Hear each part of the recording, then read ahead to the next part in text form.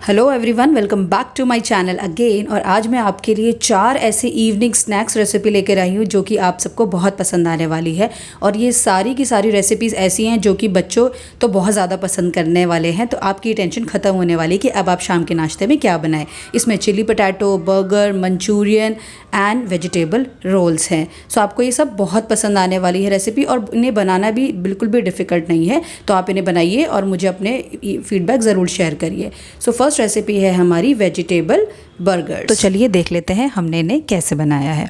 तो सबसे पहले हमें यहाँ पे बर्गर बनाने के लिए हमने एक बाउल लिया और साथ ही हमें चाहिए पोहा। यस, पोहा हम यहाँ पे यूज़ करेंगे। पोहा जो है वो एक बाइंडिंग एजेंट की तरह यहाँ पे काम करेगा बर्गर की टिक्कीज़ के लिए। तो आपको यहाँ पे मैंने हाफ़ कटोरी पोहा लिया है। अब इस पोहे को हमें सोक नहीं करना है, बेसिकली हमें इसे वॉश करना है पानी से। तो मैंने इस तरीके से एक नीचे बाउल रख लिया है और एक छन्नी ली, उसके ऊपर हमने अपना पोहा डाल दिया और साथ ही हमने ऊपर पानी से इसे 1 मिनट के लिए इस तरीके से वॉश कर लिया। आपको हाथ लगाने की कोई ज़रूरत नहीं है, बस सिंपल आपने इस तरीके से पानी ऊपर से डाला और आप इसे 10 मिनट के लिए छोड़ देंगे। 10 मिनट के लिए हमारा पोहा जो है वो थोड़ा सा सॉफ्ट हो जाएगा। साथ ही मैंने यहाँ पे 2 बॉयल पोटैटो ले लिए हैं जिनको मैंने ग्रेट कर लिया है, और मैंने साथ में यहाँ पे वेजीज़ ले ली हैं जिसमें हमारी शिमला मिर्च, प्याज और गाजर है। इन तीनों को मैंने बिल्कुल बारीक चॉपर से चॉप कर लिया था। और इसके साथ में हम बनाएंगे एक स्लरी, क्योंकि हमें टिक्की बनाने के लिए इसको कोट करेंगे हम, जो कि हमारी होगी स्लरी। तो हमारा स्लरी के लिए जो भी हम बेसिक इंग्रेडिएंट्स होते हैं हमारे, कॉर्नफ्लावर एंड मैदा लेंगे। सो मैंने यहाँ पे 2 चम्मच मैदा और 2 चम्मच कॉर्नफ्लावर लिया है और इन्हें मैंने वाटर से अच्छे से एक स्लरी फॉर्म में हमने मिक्स करके हमने बना दिया है। अब इसकी कंसिस्टेंसी किस तरीके की होनी चाहिए ये मैं आपको दिखा रही हूँ। इस तरीके से हमें किसी भी चीज़ की अगर कोटिंग कंसिस्टेंसी चाहिए होती है तो हम किसी भी चीज़ को ऐड करके देख सकते हैं। वो बेसिकली उस चीज़ को कोट करनी चाहिए, तभी तो वो टिक्की या किसी भी चीज़ को हम अगर कोट करेंगे वो कोट होगी ना। तो इसी तरीके से देखने का तरीका होता है, आप स्पून से चेक कर सकते हैं। 10 मिनट बाद जब तक हमने वेजेस और सारी चीज़ें हमने तैयारी करी, हमारा पोहा भी जो है वो सोक हो गया है, बिल्कुल हल्का सा जैसा हमें चाहिए था। हमें बहुत ज़्यादा एकदम गला हुआ पोहा नहीं चाहिए, हल्का सा उसके अंदर मॉइस्चर होना चाहिए।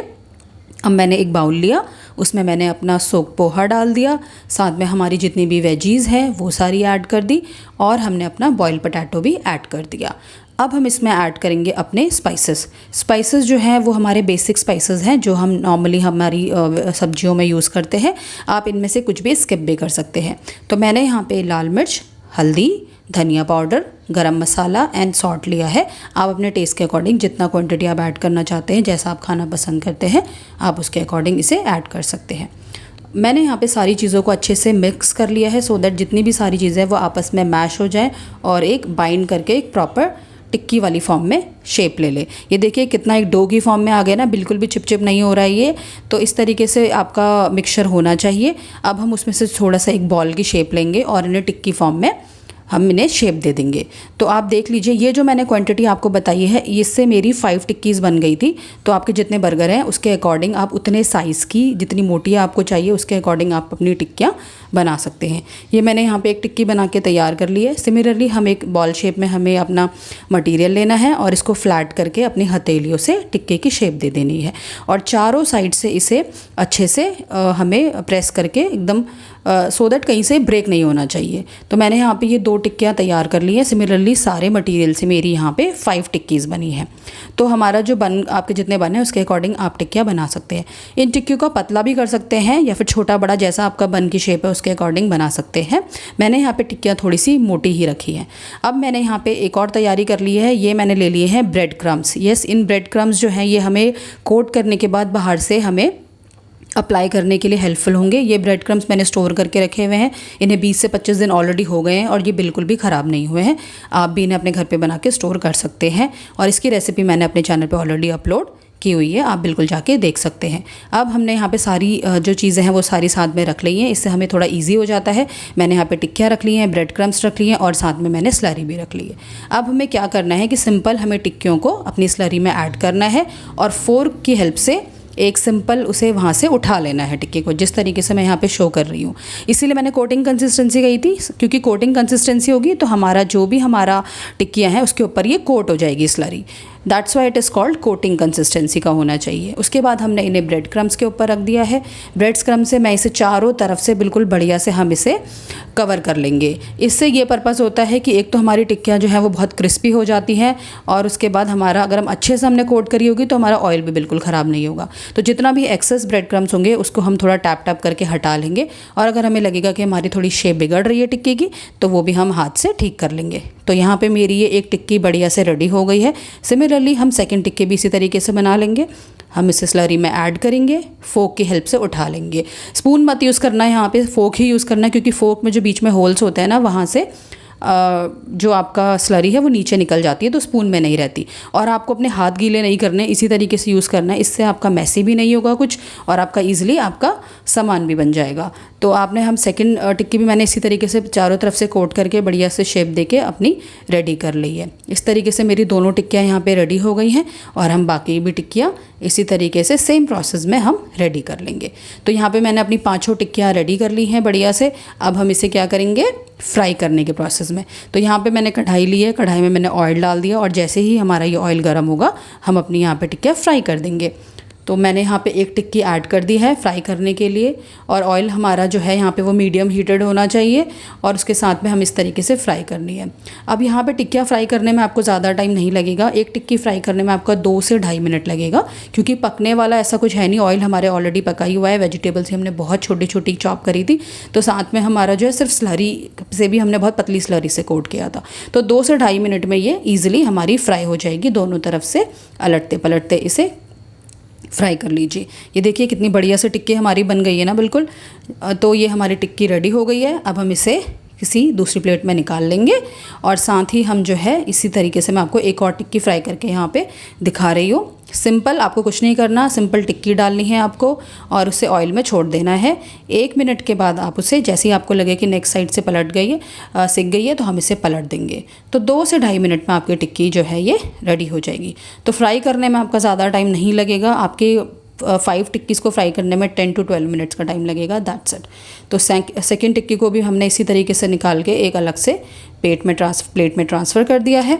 और अब हम इसे, ये देखिए मेरी 5 टिक्कियाँ रेडी हो गई हैं। दिख रही है ना, बिल्कुल जो हमें रेडी टू ईट वाली टिक्कियाँ मिलती हैं उससे ज़्यादा बेटर, हेल्दी और टेस्टी हैं, क्योंकि हमने यहाँ पे खुद अपने हाथों से एकदम क्लीन तरीके से बनाया है इन्हें। और ये कितनी कॉस्टली मिलती है मार्केट में सारी टिक्कियाँ, ये इतनी टिक्की, और हमने कितने कम प्राइस में बनाया। तो साथ ही मैंने यहाँ पे बर्गर बन्स ले लिए हैं। ये ऑनलाइन और ऑफलाइन कहीं पर भी ईजिली मिल जाते हैं, आप इन्हें ले सकते हैं।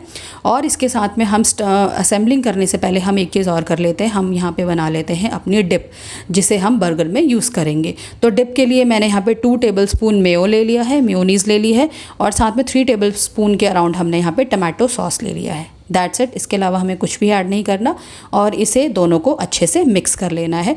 तो हमारी बिल्कुल एग्जैक्ट जैसे मैकडी में हमें बर्गर मिलता है ना, वही वाली एकदम से हमारी डिप इसमें रेडी हो जाएगी अभी मिक्स होके, ऑरेंज कलर की जो होती है।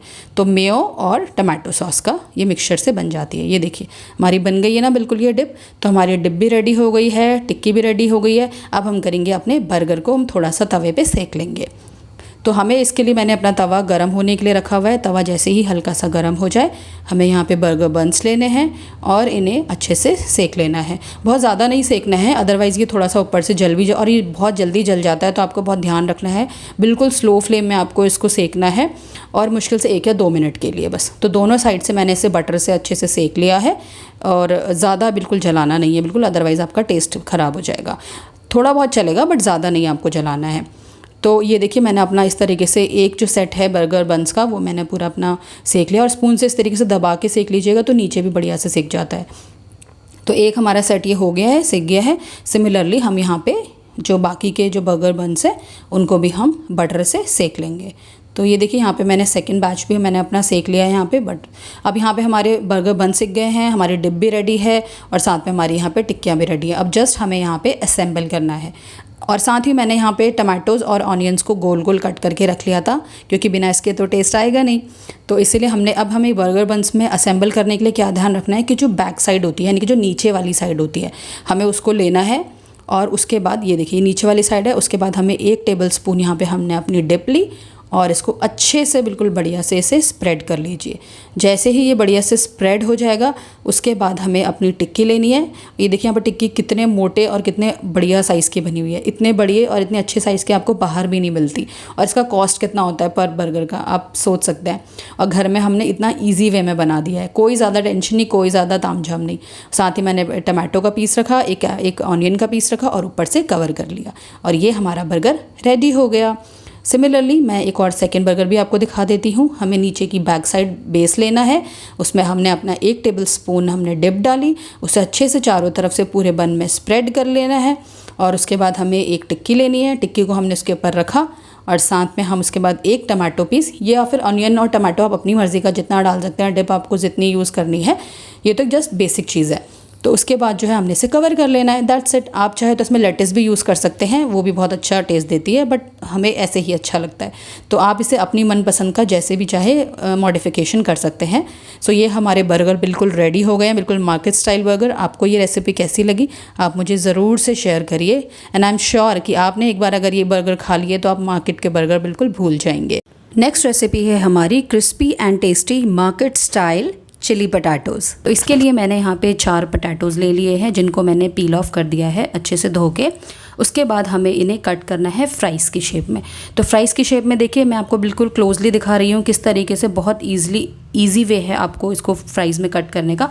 आपको सबसे पहले इस तरीके से मोटे मोटे स्लाइसेस कर लेने हैं लेंथ में, और उसके बाद आप साइड के पीस हटा के आपको इस तरीके से साथ में रख के कट कर लीजिए।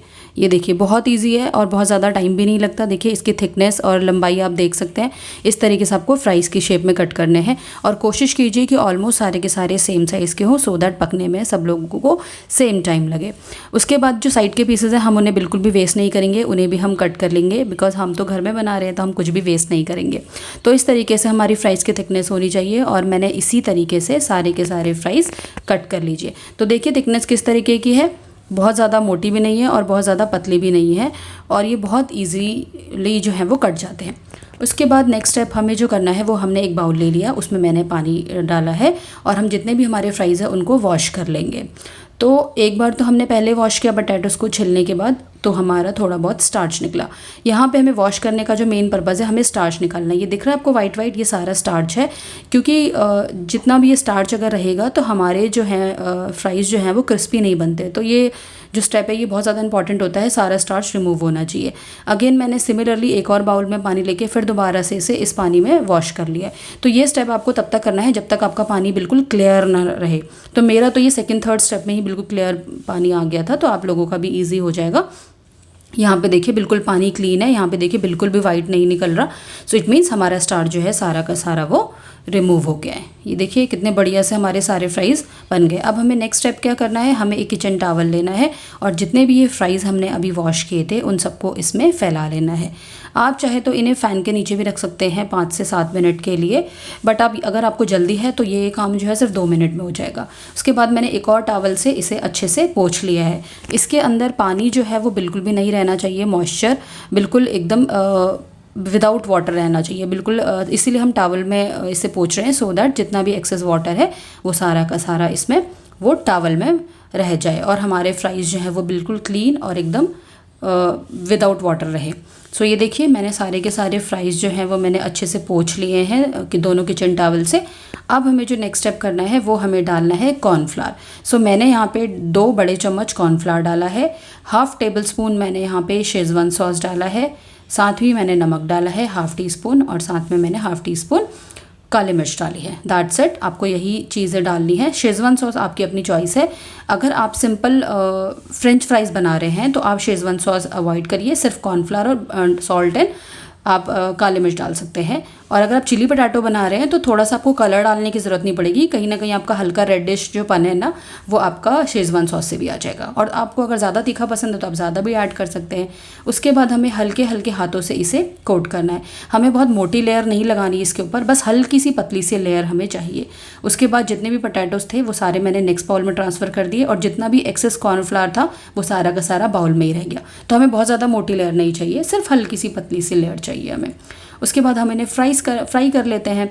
तो मैंने यहाँ पे कढ़ाई में ऑयल लिया है, रिफाइंड ऑयल लिया है मैंने। जैसे ही हमारा ऑयल एकदम गर्म हो जाएगा, बहुत ज़्यादा हॉट नहीं चाहिए, 80% अप टू हॉट चाहिए हमें, तो हमें इसे मीडियम फ्लेम में इन्हें फ्राई कर लेना है। अब हमें डालने के बाद एकदम से इन्हें नहीं चलाना है, थोड़ी देर के लिए हमें छोड़ देना है, 2 से 3 मिनट के लिए, उसके बाद हमें चलाना है। अदरवाइज़ क्या होगा कि जो भी इनके अंदर कोटिंग लगी हुई है फ्राइज़ में, वो सारी आपकी ऑयल में चली जाएगी और फिर आपका पोटैटोज़ जो हैं वो ज़्यादा ऑयल आपका सोख लेंगे। तो इसीलिए आपको 2 से 3 मिनट बाद इनको चलाना है, सो दैट हल्की सी जो पोटैटोज़ के ऊपर लेयर लगी हुई थी कॉर्नफ्लावर की, वो थोड़ा सा सिक जाए, और सिकने के बाद फिर वो नहीं रिमूव होगी। और हमें एक बार में बहुत ज़्यादा फ्राइज़ नहीं डालने हैं, मीडियम क्वांटिटी के फ्राइज़ डालने हैं। अदरवाइज़ ज़्यादा फ्राइज़ डाल देंगे तो वो आपके अच्छे से ना क्रिस्पी नहीं बनेंगे। अगेन वही आपका जो भी उसके आउटर लेयर है वो सारी की सारी निकल जाएगी। सो यहाँ पे मैंने 3 से 4 मिनट में मेरे फ्राइज़ अच्छे से फ्राई हो गए थे। तो उसके बाद ये देखिए यहाँ पे इनके बाहर से कोटिंग आ गई है। सो ये मैंने निकाल लिए हैं। सिमिलरली मैंने सेकंड बैच भी यहाँ पे फ्राइज़ का डाल दिया है। तो आपको सारे एक बार में नहीं डाले, मैंने इतने फ्राइज़ जो थे वो 3 बार में फ्राई करे थे, ठीक है। फिर जब हमारे सारे फ्राइज़ हो जाएंगे, उसके बाद हमें क्या करना है, हॉट ऑयल लेना है बिल्कुल फुल गैस में, और जो हमने फ्राइज़ तले थे ना वो सारे दोबारा डाल देने हैं। इस टाइम पे मैंने क्या किया, जितने भी सारे फ्राइज़ थे वो सारे ऐड कर दिए एक ही बार में। आप ऐड कर सकते हैं क्योंकि हमारे ऑलरेडी कुकड हैं वो। अब देखिए अब ये बिल्कुल क्रिस्पी हो गए हैं, और अब ऑयल भी देखिए बिल्कुल भी गंदा नहीं हुआ है। तो ये सारे स्टेप्स होते हैं छोटे छोटे जो कि आपको ध्यान में रखने हैं। साथ में मैंने यहाँ पे जिंजर और गार्लिक चॉप कर लिया है, और शिमला मिर्च और प्याज को भी मैंने पीसेस में छोटे छोटे चॉप कर लिया है। और ये हमारे फ्राइज़ हैं, ये देखिए कितने ज़्यादा क्रिस्पी है ना। तो इसी तरीके से हमें हमारे क्रिस्पी फ्राइज़ बनाने हैं। और ये जो हमारा कॉर्नफ्लावर बचा था ना नीचे बाउल में, उसकी हम स्लरी बनाएंगे, हम कुछ भी वेस्ट नहीं करेंगे। तो मैंने थोड़ा सा वाटर ऐड कर दिया है इसमें और स्लरी बना दी है। अब हम बनाएंगे चिली पोटैटो की ग्रेवी। तो यहाँ पे मैंने गार्लिक और जिंजर मैंने दोनों जो चॉप किए थे बिल्कुल बारीक, आप ग्रेट भी कर सकते हैं, इसको ऑयल में डाल देंगे। और चाइनीज़ जितना भी हमारा खाना होता है सब कुछ हाई फ्लेम में बनता है, तो ये सारे स्टेप जो है, ये वाला स्टेप हमें हाई फ्लेम में करना है और बहुत ज़्यादा नहीं भूनना है, सिर्फ 1 मिनट के लिए बस। जैसे ही हमारा हल्का सा सॉटे हो जाएगा ये, उसके बाद हम यहाँ पे ऑनियन डाल देंगे।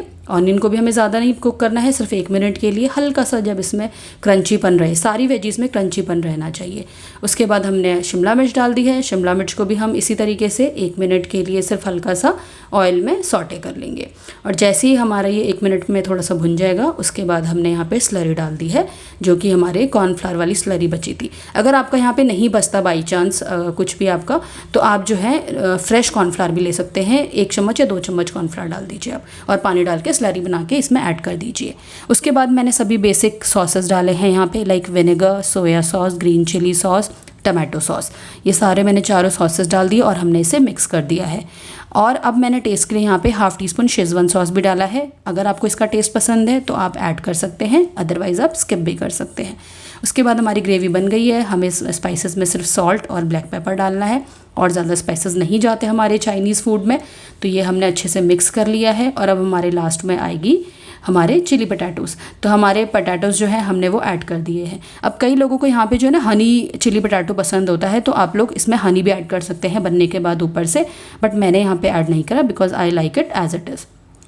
सो इस तरीके से आपके चिली पोटैटो 2 से 3 मिनट बस आप इसे फ्राई करेंगे, क्योंकि सब कुछ तो ऑलरेडी कुक है, तो आपके चिली पोटैटो बिल्कुल रेडी हो जाएंगे। तो यहाँ हमारे चिली पोटैटो बन गए हैं, और अब हम इन्हें सर्व कर लेंगे एक प्लेट में। उसके बाद आप इसे गार्निश करिए स्प्रिंग ऑनियन से। सो आपको ये चिली पोटैटो की रेसिपी कैसी लगी आप मुझे ज़रूर बताइए। अपने फीडबैक एंड कॉमेंट ज़रूर शेयर करिए मुझे कॉमेंट सेक्शन में। नेक्स्ट रेसिपी है मंचूरियन की रेसिपी। सो चलिए देख लेते हैं इसे कैसे बनाना है। तो सबसे पहले हमने मंचूरियन के लिए सिंपल जो हमारी बेसिक वेजिटेबल्स होती हैं, कैबेज, कैप्सिकम एंड ऑनियन, ये हमने लिया है। इसके साथ ही आप इसमें कैरेट भी ले सकते हैं, जो आपको सब्जियां पसंद हो, बट जनरली ये सब्जियां इसके अंदर जाती हैं। उसके साथ में क्योंकि हमें मंचूरियन के अंदर जितनी भी वेजिटेबल्स होती हैं वो सारी की सारी बिल्कुल बारीक हमें चाहिए होती है, तो आप चाहे तो हाथ से भी कर सकते हैं, but otherwise chopper is the best option, क्योंकि इसमें काम जो है वो बहुत जल्दी हो जाता है और हमारी जितनी भी वेजिटेबल्स हैं वो बहुत अच्छे से चॉप भी हो जाती हैं।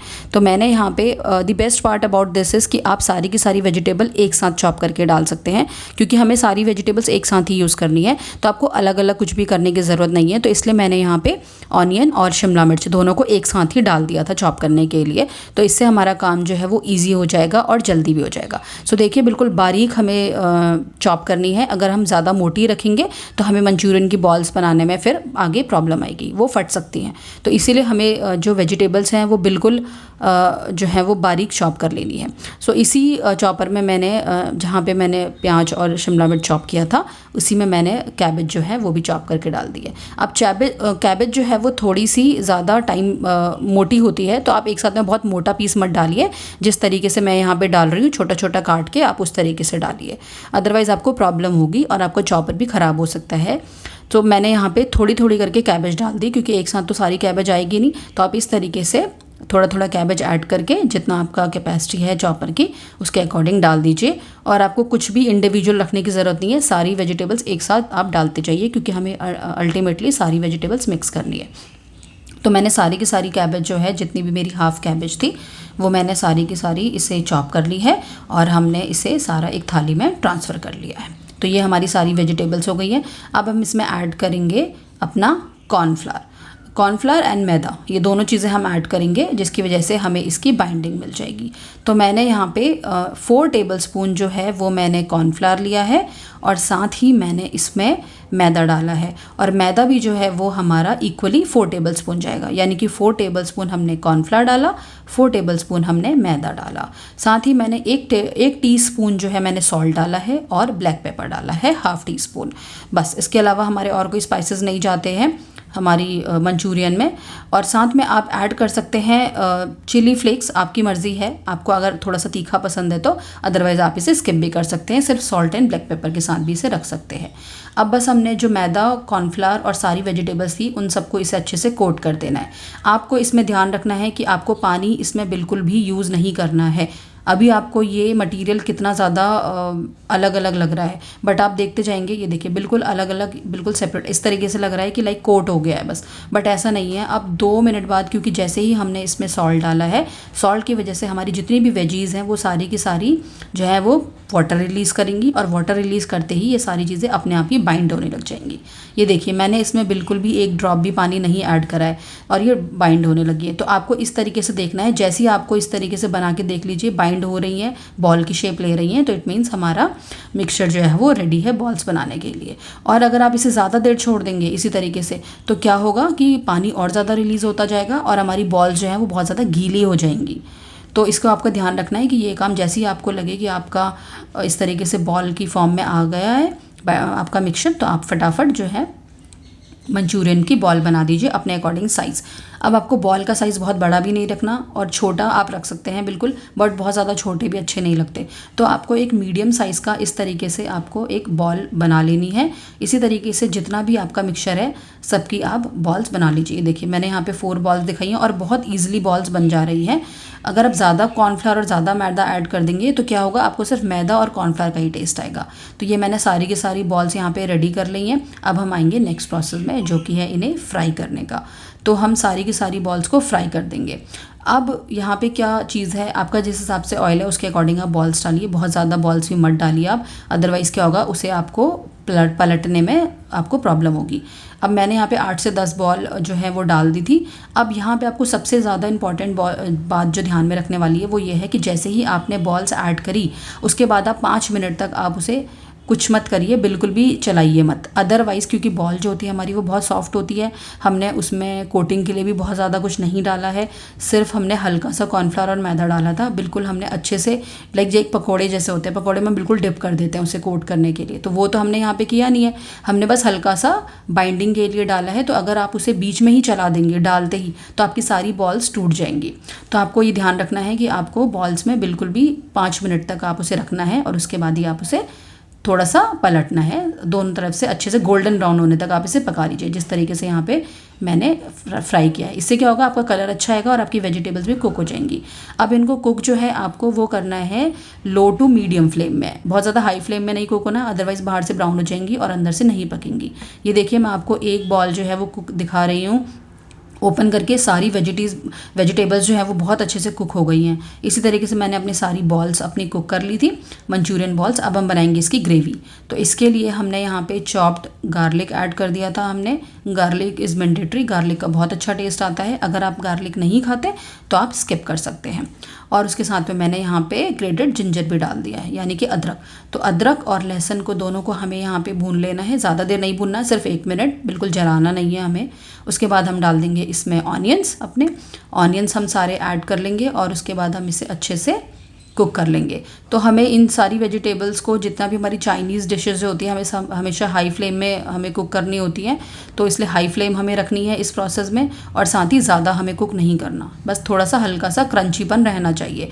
उसके बाद हम यहाँ पे ऐड कर देंगे अपनी शिमला मिर्च। शिमला मिर्च को भी हम कुक कर लेंगे। शिमला मिर्च और प्याज ज़्यादा कुक नहीं करना, जैसा मैंने पहले बताया, बस 2 से 3 मिनट लगेगा हाई फ्लेम में कुक होने के लिए। अब जैसे ही हमारा ये कुक हो जाएगा, उसके बाद हम आज यहाँ पे यूज़ करेंगे वेज मंचूरियन मसाला मिक्स। यस, इससे हमें एक्स्ट्रा कुछ नहीं डालना, सिर्फ वेजीज़ लेनी है और ये मसाला डालना है, और हमारे मंचूरियन बन जाएंगे मुश्किल से 5 मिनट में बस। तो मैंने सारा मसाला एक कटोरी में ट्रांसफ़र कर लिया है। उसके बाद इसमें आपको 300 ml 250 to 300 ml जो है आपको वाटर लेना है, और एक स्लरी टाइप की बना लेनी है मिक्स करके। ठंडे पानी में बनाइएगा सो दैट लम्स नहीं पड़ेंगे। और उसके बाद मैंने इसमें ये ऐड कर दिया है। अब इसे ऐड करने के बाद आपको कोई सॉसेस नहीं डालने, कोई मसाले कुछ नहीं डालने, ये रेडीमेड रहता है, इसके अंदर सब कुछ रहता है, तो आपके लिए बहुत इजी हो जाता है बनाना। तो अगर आपको जल्दी है, आप बॉल बना के अपने फ्रिज में स्टोर करके रख सकते हैं, और जब आपको बनाना हो आपने बॉल दोबारा फ्राई करी एक बार हाई टेम्परेचर ऑयल में, और उसके बाद आपने सिंपल ये मसाला लेके 5 से 7 मिनट में आपके मंचूरियन रेडी हो जाएंगे। बस उसके बाद मैंने यहाँ पे पानी ऐड कर दिया है, थोड़ा सा इसका ग्रेवी ऐड कर दी है, थोड़ा सा थिक होगा, उसके बाद हम अपनी इसमें मंचूरियन बॉल्स ऐड कर देंगे। सो इस मसाले को यूज़ करने से क्या हुआ कि हमारा टाइम बहुत बच गया, और ये इतनी क्वांटिटी के लिए परफेक्ट भी था, एक सैशे। तो आप बिल्कुल इसे ट्राई कर सकते हैं।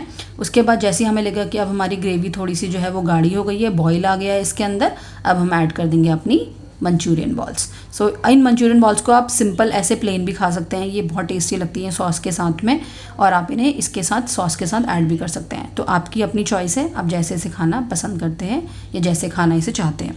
उसके बाद हम इसे ग्रेवी में जो है वो सारी मंचूरियन बॉल्स को कोट कर लेंगे, और जैसे ही हमारी सारी बॉल्स कोट हो जाएंगी उसके बाद हम इसे सर्व करेंगे। सो ये देखिए ये कितना अच्छा, और इसका टेस्ट जो है टेस्ट भी बहुत अच्छा था। तो आप इसको, ये कोई भी स्पॉन्सर वीडियो नहीं है, आप बिल्कुल इस सैशे को यूज़ कर सकते हैं, और आप इसे अपनी रेसिपी बना सकते हैं बहुत ही कम टाइम में। तो हमारी मंचूरियन यहाँ पे रेडी हो गई है। अब हम इसे सर्व कर लेते हैं अपने बाउल में। तो आपको रेसिपी कैसी लगी आप मुझे ज़रूर बताइए, और अपने कमेंट ज़रूर शेयर करिए। नेक्स्ट रेसिपी है वेजिटेबल रोल। चाय के नाश्ते के साथ बिल्कुल परफेक्ट रहेगी। तो इसके लिए हमें चाहिए, सबसे पहले हमने यहाँ पे एक बाउल ले लिया है, और इस बाउल में हम ऐड करेंगे आपका कॉर्नफ्लावर। तो हमने यहाँ पे 1/2 कप कॉर्नफ्लावर लिया है और 1/2 कप मैदा लिया है। दोनों की क्वांटिटी 1/2 कप ली है हमने, इक्वल ली है। उसके बाद हम यहाँ पे जो है वो स्पाइसेस में ज़्यादा कुछ ऐड नहीं करेंगे, हम ऐड करेंगे सिंपल सॉल्ट, ओके। और साथ में हम इसमें जो है पानी ऐड कर लेंगे। तो पानी ऐड करके आपको जो है वो एक बैटर बना लेना है, और बैटर किस तरह का बनाना है वो मैं आपको बताऊंगी। बैटर जो है आपका एक नॉर्मल रनी कंसिस्टेंसी का तो होना ही चाहिए, और साथ में हल्का सा वो कोट होना चाहिए। तो आप किसी भी स्पून या फिर लैडर डाल के चेक कर सकते हैं कि वो एक कोटिंग कंसिस्टेंसी में है कि नहीं। तो मैंने यहाँ पे एक स्पून डाल के चेक किया है, मैं आपको दिखाऊंगी कि किस तरीके से आपको यहाँ पे बैटर आपका होना चाहिए। तो ये देखिए ये मैंने स्पून ऐड करी है, और स्पून में देखिए यहाँ पे हल्का सा कोट हो रहा है। मैंने इस तरीके से किया तो ये दोनों के दोनों आपस में टच नहीं हो रही, जो मैंने बीच में स्पेस क्रिएट करा है। तो इसी तरह का आपका बैटर होना चाहिए। साथ ही मैंने कुछ वेजीज़ ले ली हैं, आप इसके अलावा गाजर भी ले सकते हैं। मेरे पास गाजर थी नहीं, तो इसलिए मैंने गाजर नहीं ली। तो मैंने यहाँ पर शिमला मिर्च, ऑनियन एंड कैप्सिकम ले लिया है। तो मैंने यहाँ पे शिमला मिर्च, ऑनियन एंड पत्ता गोभी, कैबेज ले लिया है। तो पत्ता गोभी को मैंने यहाँ पे चॉप कर लिया है बारीक बारीक। आप चाहे तो इससे ज़्यादा भी कर सकते हैं, या फिर आप इसे चॉपर में भी कर सकते हैं, बट क्योंकि मुझे थोड़ा सा यहाँ पे लॉन्ग स्लाइसेस चाहिए थे, इसलिए मैं इसे हैंड से कट कर रही हूँ। आप इसे चॉपर में भी कर सकते हैं, कोई इशू नहीं है, उससे और ज़्यादा बारीक हो जाएगा। तो ये मैंने पत्ता गोभी पूरी यहाँ पे चॉप कर ली है। अब साथ ही हम जो है सिमिलरली इसी वे में शिमला मिर्च एंड ऑनियन जो है उसको भी हम पतले पतले जूलियंस की फॉर्म में इसे कट कर लेंगे। जितना पतला हो सके आप उतना पतला इसे कट कर सकते हैं। तो यहाँ पे मैंने शिमला मिर्च कट कर ली है और सिमिलरली मैं इसी तरीके से यहाँ पे अपने ऑनियंस भी कट कर लूँगी। तो ये रेसिपी जो है वो कुछ जो है वो काफ़ी हद तक आपके स्प्रिंग रोल की जैसी है, बट थोड़ा सा हम इसमें अलग ट्विस्ट करेंगे। द ट्विस्ट इज़ दैट कि हम स्प्रिंग रोल जो है वो जनरली हम फ्राई करते हैं, डीप फ्राई, बट इस रेसिपी में हम डीप फ्राई नहीं करेंगे। इस रेसिपी में हम करेंगे बहुत हल्के से ऑयल में इसे हम फ्राई करेंगे और उसके साथ ही हम एक नया ट्विस्ट मैं आपको और बताऊँगी। तो यहाँ पर मैंने ऑनियन जो है वो भी मैंने चॉप कर दिए हैं लंबे लंबे स्लाइसेस में। ये मैंने शिमला मिर्च ले ली और साथ ही मैंने यहाँ पे कैबेज यानी कि पत्ता गोभी ले ली है। और क्योंकि हमारी जो भी ये रेसिपीज़ होती हैं उनमें हमें गार्लिक एंड जिंजर जो है उसका टेस्ट बहुत अच्छा आता है, तो इसलिए मैंने यहाँ पे 2-3 मैंने गार्लिक क्लोव्स ले ली है। उसको मैंने अच्छे से कद्दूकस कर लिया है। आप चाहे तो इसे बिल्कुल बारीक चॉप भी कर सकते हैं, बट येस कद्दूकस करने से थोड़ा सा ईजी हो जाता है। उतना बारीक से अगर आप चॉप नहीं कर पाते तो आप इस तरीके से ये मेथड भी यूज़ कर सकते हैं। और साथ ही मैंने जो है वो जिंजर को भी यहाँ पे ग्रेट कर लिया है। तो ये जिंजर और गार्लिक हमारा यहाँ पे ग्रेट हो गया है। अब इसके बाद हम चलेंगे नेक्स्ट प्रोसेस में, जो कि हमारा होगा शीट्स बनाना, जो हमने यहाँ पे बैटर से बनाई थी। तो शीट के लिए हम ले लेंगे यहाँ पे एक पैन ले लेंगे, नॉर्मल नॉन स्टिक पैन लेना है हमें। नॉन स्टिक पैन में हम जो है हमें कुछ भी ऐड नहीं करना है, no oil and anything else, बस सिंपल हमें नॉन स्टिक पैन लेना है। इसके लिए आप कोई और पैन नहीं यूज़ कर सकते, आपको नॉन स्टिक पैन ही यूज़ करना पड़ेगा। तो नॉन स्टिक पैन जब आपको लगे कि 50% हॉट हो चुका है, गर्म हो चुका है, उसके बाद जो हमने बैटर लिया था उस बैटर की हम एक पतला सा इसमें एक लेयर बना लेंगे। तो हम ऐड करेंगे, इस तरीके से इसे फैला देंगे और जो भी एक्स्ट्रा हमारा बैटर बचा पैन में उसे हम वापस दोबारा अपने कंटेनर में ही ऐड कर लेंगे। तो हमें ज़्यादा मोटी लेयर नहीं बनानी, जस्ट लाइक हम स्प्रिंग रोल की शीट बनाते हैं उसी तरीके से हमें इसमें शीट बनानी है। और यहाँ पे आपको कुछ भी इसे पलटना नहीं है, क्योंकि जैसे ही ये पकेगा अपने आप ही ये सारी साइड्स छोड़ने लगेगा। आप देख पा रहे होंगे कि अपने आप ही साइड्स छोड़ने लग गया है, बट अभी क्योंकि पूरा अच्छी तरीके से साइड्स नहीं छोड़ रहा, इसीलिए हमें इसे 1 से 2 मिनट कुक और होने देना है। सो इन शीट्स को बनाने में हमें एक शीट को बनाने में मुश्किल से 2 या 3 मिनट लगेंगे मैक्सिमम, इससे ज़्यादा टाइम हमें नहीं लगेगा। तो आप इसे ईजिली जैसी आपको लगे कि ये पूरा इसने उसको छोड़ दिया है, आप इसे निकाल सकते हैं। अगर आपको हाथ से निकालने में इसे प्रॉब्लम हो रही है, गर्म लग रहा है, तो आप सिंपल किसी भी जो है वो करछी से की हेल्प से या फिर आप जो है किसी भी चीज़ की हेल्प से आप इसे उठा सकते हैं। जस्ट लाइक मैंने आपको दिखाया, आप इस तरीके से भी उठा सकते हैं, सो दैट आपका हाथ जो है वो जलने का इसमें जो है वो थोड़ा सा कम हो जाए, इसमें से आपका हाथ ना जले। अब आपको एक चीज़ मैं और बताना चाहूँगी, अगर अब आप बहुत सारी शीट्स बनाएंगे, ऑब्वियसली एक शीट तो नहीं बनाएंगे, तो अगर आप इसके ऊपर दूसरी शीट रखना चाहते हैं तो आपको इसके ऊपर मैदा जो है वो स्प्रिंकल करना है। विदाउट मैदा स्प्रिंकल करे अगर आप सेकंड शीट रख देंगे तो आपकी शीट्स जो हैं वो आपस में चिपक जाएंगी, जो कि आपको बाद में निकालने में बहुत मुश्किल होगी। अगर आप साथ के साथ बना रहे हैं तब तो आपने शीट बनाई, आपने स्टफिंग भरी और उसके बाद आपने यूज़ कर लिया तो ठीक है, बट अदरवाइज़ अगर आप एक साथ सारी शीट्स बना के रखना चाहते हैं तो उसके लिए आपको स्प्रिंकल मैदा ज़रूर करना पड़ेगा। और साथ ही जिस प्लेट में हमने फर्स्ट शीट रखी थी उस प्लेट पे भी आप मैदा ज़रूर स्प्रिंकल करिए, अदरवाइज़ आपका नीचे प्लेट पे भी चिपक जाएगा। तो ये एक बहुत इंपॉर्टेंट पॉइंट है, आप बहुत ध्यान से इसको सुनिए और बिल्कुल ध्यान से देखिए कि किस तरीके से यहाँ पे मैं शीट्स बना रही हूँ। तो यहाँ पे मैंने सेकंड बैटर के लिए, सेकंड शीट के लिए भी मैंने सेम वे में बैटर रखा और उसके बाद इसे 2 से 3 मिनट कुक होने दिया। जैसे ही कुक होगा अपने आप ही सारी साइड छोड़ देगा और हम उसके बाद इसे हटा लेंगे। सो ये देखिए मैं यहाँ पे शीट्स के ऊपर किस तरीके से मैदा स्प्रिंकल कर रही हूँ। आपको इस तरीके से हल्का सा मैदा स्प्रिंकल करना है, ज़्यादा नहीं करना। और प्लेट के नीचे भी आपको मैदा स्प्रिंकल कर लेना। इस तरीके से आप हल्का सा हाथों से फैला लेंगे तो आप एक साथ सारी शीट्स बना के रख सकते हैं, 5, 6, 7 जितनी भी आपको बनानी है। अब ये देखिए मैंने यहाँ पे शीट उठा ली सिमिलरली पुराने वाले तरीके से और उसके बाद हम जो है इसके ऊपर हम इसे ऐड कर देंगे। ये देखिए मैंने प्लेट के नीचे भी हल्का सा मैदा लगा दिया था, स्प्रिंकल कर दिया था। अब ये देखिए मैंने सेकंड वाली शीट रखी, उसके बाद मैंने दोबारा उसके ऊपर मैदा स्प्रिंकल कर दिया था, फिर मैंने यहाँ पे थर्ड शीट रखी। तो सिमिलरली आपने इस तरीके से सारी शीट्स बना लेनी है। नाउ द नेक्स्ट प्रोसेस, मैंने सेम पैन लिया है, उसमें हमने वेजीज ली थी, अब हम उसको रोस्ट कर लेंगे। तो रोस्ट करने के लिए मैंने यहाँ पे 2 टेबलस्पून रिफाइंड ऑयल लिया है। रिफाइंड ऑयल डालने के बाद जैसे ही हमारा हल्का सा गर्म हो जाए तो हमने जिंजर और गार्लिक जो हमने चॉप करके रखा था ग्रेट करके, वो हमें इसमें ऐड कर देना है। अब इस जिंजर और गार्लिक को हमें बहुत ज़्यादा कुक नहीं करना है, यानी कि हमें जलाना नहीं है, बस 1 मिनट, और ये सारा प्रोसेस आपको हाई फ्लेम में करना है। तो बस 1 मिनट में हमारा ये ज़्यादा से ज़्यादा जिंजर और गार्लिक, क्योंकि हमने ऑलरेडी ग्रेट किया हुआ है तो ग्रेट करी हुई चीज़ें तो बहुत जल्दी कुक हो जाती है, तो इसीलिए हमें यहाँ पे 1 मिनट में सिर्फ इसे हल्का सा रोस्ट करना है। और जैसे ही हमें लगे कि ये 1 मिनट हो गया है, हल्का सा ब्राउनिश पन इनमें आ गया है, उसके बाद हम इसमें डाल देंगे ऑनियंस, जो हमने लंबे लंबे स्लाइस किए हुए ऑनियंस ऐड करे थे। तो ऑनियन को भी हम इसी तरीके से कुक कर लेंगे, जैसे ही थोड़ा ऑनियन सॉफ्ट हो जाए, और हाई फ्लेम में करना है, मैं बार बार ये चीज़ बोल रही हूँ, उससे जो है इसके अंदर एक स्मोकी फ्लेवर आएगा, जस्ट लाइक हम चाइनीज़ फूड जो बनाते हैं उस तरीके से। तो जैसे ही हमें लगा कि ऑनियन हमारे थोड़े से सॉफ्ट हो गए हैं, उसके बाद हम यहाँ पे कैप्सिकम ऐड कर देंगे, शिमला मिर्च ऐड कर देंगे। शिमला मिर्च को भी हम अच्छे से बढ़िया से कुक होने देंगे। जैसे ही हमारी शिमला मिर्च भी कुक हो जाएगी, उसके बाद हम लास्ट में यहाँ पे कैबेज यानी कि पत्ता गोभी हम पकाएंगे। और मसालों में यहाँ पे ज़्यादा कुछ नहीं जाएगा, सिर्फ यहाँ पे जाएगा सॉल्ट एंड आपका ब्लैक पेपर, दैट्स इट। बस यही 2 मसाले जाएंगे हमारे, और उसके साथ में हमारे जो बाकी सारे सॉसेज हैं वो जाएंगे। तो ये देखिए हमारी यहाँ पे शिमला मिर्च जो है वो भी हल्की हल्की सी मुझे लगा कि यहाँ पे कुक हो गई है। और सब्जियों को बहुत ज़्यादा ओवर कुक नहीं होने देना है, क्योंकि अगर हम ज़्यादा ओवर कुक करेंगे तो जब हम इसे डीप फ्राई करेंगे बाकी पूरे प्रोसेस में, तो वहाँ पे भी हल्की सी कुक होंगी। और ये सारी सब्जियाँ ऐसी जो बहुत जल्दी कुक हो जाती है, लाइक ऑनियंस, कैप्सिकम एंड पत्ता गोभी। पत्ता गोभी को थोड़ा सा टाइम लगता है, तो इसलिए हम पत्ता गोभी को यहाँ पे थोड़ा सा देर के लिए कुक होने देंगे। तो पत्ता गोभी की क्वांटिटी भी क्योंकि यहाँ पे ज़्यादा है, तो इसीलिए हम इसे 5 से 7 मिनट थोड़ा सा कुक होने देंगे। तो मैंने यहाँ पे सॉल्ट ऐड कर दिया है, और साथ ही मैंने यहाँ पे ब्लैक पेपर भी ऐड कर दिया है। तो बस यही दोनों इसमें स्पाइसेस ऐड होंगे, उसके अलावा और कोई न्यू स्पाइसेस नहीं जाएगा। बस बाकी सारी सब्जियों को हम अच्छे से यहाँ पे रोस्ट कर लेंगे, मिक्स कर लेंगे। और उसके बाद अब हमारी अब हम ऐड करेंगे इसके अंदर सारे के सारे सॉसेस। तो सॉसेस में हमारे एज़ यूजुअल जो हमारे 3 या 4 तरह के सॉसेस होते हैं सिर्फ वही जाएंगे। लाइक हमारा जाएगा विनेगर, उसके बाद हमारा जाएगा सोया सॉस, चिली सॉस, और साथ में हमारा जाएगा टमाटो सॉस।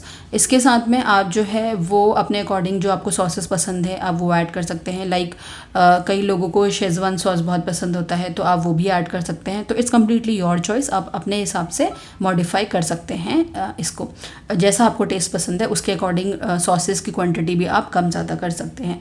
तो बस सारी सॉसेस हमने डाल दी, जस्ट लाइक हम चाउमीन बनाते हैं ना, नूडल्स बनाते हैं, तो उसमें हम उसी तरह का हमें थोड़ा सा इसका ये मिक्सचर चाहिए। अब क्योंकि इसमें पत्ता गोभी ऐड करी है, तो इसलिए हमें थोड़ा सा इसे कुक होने देना पड़ेगा 5 से 7 मिनट। तो उसके बाद हम इसे कुक होने देंगे, बस थोड़ा सा ये सॉफ्ट हो जाए। तो जैसे ही हमारा 5 से 7 मिनट बाद ये हमारा सॉफ्ट हो गया है, ये देखिए यहाँ पे पत्ता गोभी, शिमला मिर्च सब कुछ हमारा सॉफ्ट हो गया है। और 60 या 70% हमें कुक होने देना है, 30% हम थोड़ा सा लीव कर देंगे, सो दैट हम बाद में वो कुक हो जाएगा हमारा बाकी के आगे के प्रोसेस में। तो ये मेरा कुक हो गया है, तो अब हम इसे साइड कर देंगे। अब मैंने सारी चीज़ें ले ली है, वेजिटेबल्स मैंने एक तरफ रख दी है, और साथ ही मैंने ये जो हमने बैटर से हमने शीट्स बनाई थी ना, वो थोड़ा सा बैटर मैंने छोड़ दिया था, इसकी ज़रूरत हमें अभी पड़ेगी। अब मैंने इसमें शीट ले ली। अब हमें शीट में किस तरीके से करना है, तो एक हमने शीट ली, उसके बाद हमने थोड़ा सा यहाँ पे बैटर रखा, जस्ट लाइक स्प्रिंग रोल, जैसे हम स्प्रिंग रोल बनाते हैं। और उसके बाद भी जो हमने स्लरी ली थी, देखिए साइड से, आप देखिए साइड से इस तरीके से हमें दोनों तरफ से पहले फोल्ड करना है। बहुत ज़्यादा स्टफिंग मत रखना, अदरवाइज़ आपकी जो है ये फट जाएगी जब आप इसे फ्राई करेंगे, ठीक है। तो फिर आप जो है इसे बहुत ज़्यादा स्टफिंग मत भरना। और चारों तरफ जो है मैंने स्लरी बचाई थी, जो हमारा बैटर था बेसिकली, उसको मैंने चारों तरफ से अप्लाई कर दिया है। और उसके बाद इस तरीके से फोल्ड कर देंगे, जिस तरीके से आपको मैंने कोशिश करी है आपको समझाने की बहुत इजी वे में। तो आप इस तरीके से फोल्ड कर देंगे। और क्योंकि लास्ट में हमने मैदे और कॉर्नफ्लावर की स्लरी लगाई थी, तो वो बहुत ईजिली चिपक जाएगा। सिमिलरली मैंने बाकी की शीट्स में भी इसी तरीके से किया। एक और शीट में आपको दिखा रही हूँ, आपको सिंपल स्टफिंग रखनी है। उसके बाद आपको दोनों साइड से इसे फोल्ड करना है, और फोल्ड करने के बाद इसे चारों तरफ से स्लरी लगा देनी है, सो दैट हमारा सब कुछ जो है वो अच्छे से पैक हो जाए, और उसके बाद हमारा कुछ भी बाहर नहीं निकले। तो हमने देखिए चारों तरफ से मैंने इसमें स्लरी लगा दी है।